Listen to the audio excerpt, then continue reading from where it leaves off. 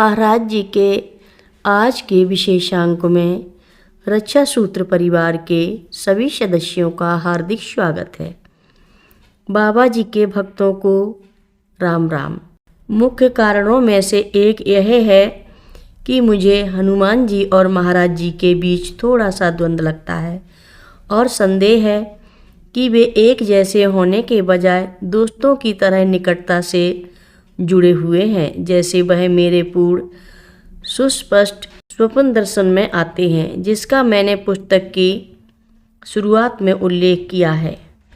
महाराज जी का एक पुराना और पूरी तरह से जीवित और एनिमेटेड संस्करण हनुमान जी के सामने बैठा था। जैसे चित्र से हनुमान जी बिल्कुल शांत थे और उपरोक्त चित्र में हनुमान जी के समान थे, सिवाय इसके कि वह नारंगी रंग में और भी चमक रहे थे। जब मैं ट्रेन में था तो महाराज जी ने मुझे हनुमान जी मंदिर बनाने के लिए कहा और कुछ प्रयासों के बाद मैंने एक छोटा सा मंदिर बनाया, जिसके बाद उन्होंने आकर मेरी थाली से कुछ खाना खाया और ट्रेन चलने लगी। जिस समय मैंने सपना देखा था, मुझे वास्तव में पता नहीं था कि महाराज जी कौन थे, सिवाय इसके कि मैंने उन्हें रामदास के गुरु के रूप में पहचाना। मिरेकल ऑफ लव पुस्तक को तो मैंने पढ़ा तक नहीं था, इसलिए महाराज जी और हनुमान जी के बीच संबंध को समझ नहीं पाया। इसके अलावा मैं तब एक जिद्दी नास्तिक था। इसके बारे में सोचें, बरसों बाद जब मैं हाल ही में अंजनाद्री मंदिर में था, एक बंदर आया और मेरी थाली से कुछ खाना खाया। जब वह हनुमान चालीसा गाते हुए मेरे दाहिने कंधे पर बैठ गया तो मैं शक्ति में आ गया। एक बार फिर आगे की खोज करने के लिए मैं ब्रह्मा, विष्णु और शिव जी की त्रिमूर्ति से शुरू करके अपनी समझ में हिंदू धर्म के मूल की जटिलताओं को सरल बनाने का प्रयास करूँगा। ब्रह्मा प्रकट ब्रह्मांड की रचनात्मक शक्ति है, सृष्टि की नब्ज है। संक्षेप में विष्णु स्वयं रूप और इसके परिरक्षक पहलुओं के आवर्ती प्रतिनिधित्व हैं। शिवजी को संहारक के रूप में जाना जाता है, लेकिन वास्तव में वह निराकार अनंत चेतना का प्रतिनिधित्व है।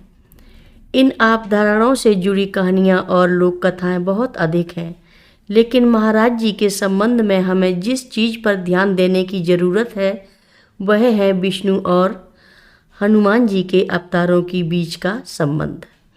श्री राम और श्री कृष्ण विष्णु के 7वें और 8वें अवतार थे, जबकि हनुमान जी अपने आप में एक रहस्य हैं।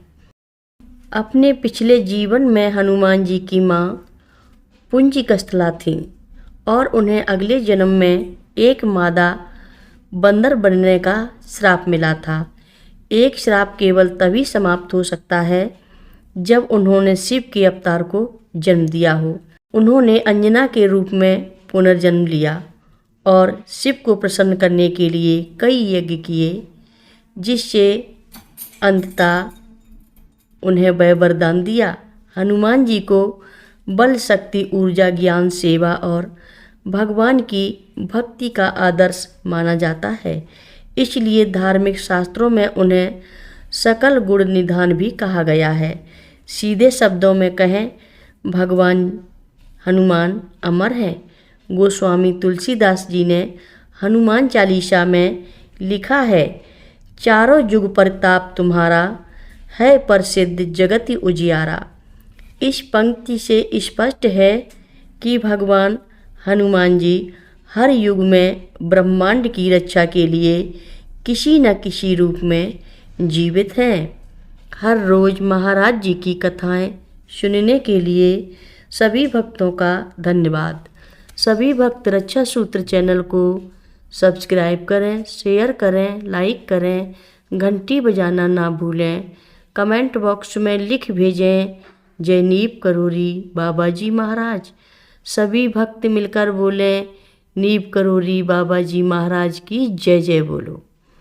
सिद्धि मैया की जय जय बोलो। जय श्री राम बोलो।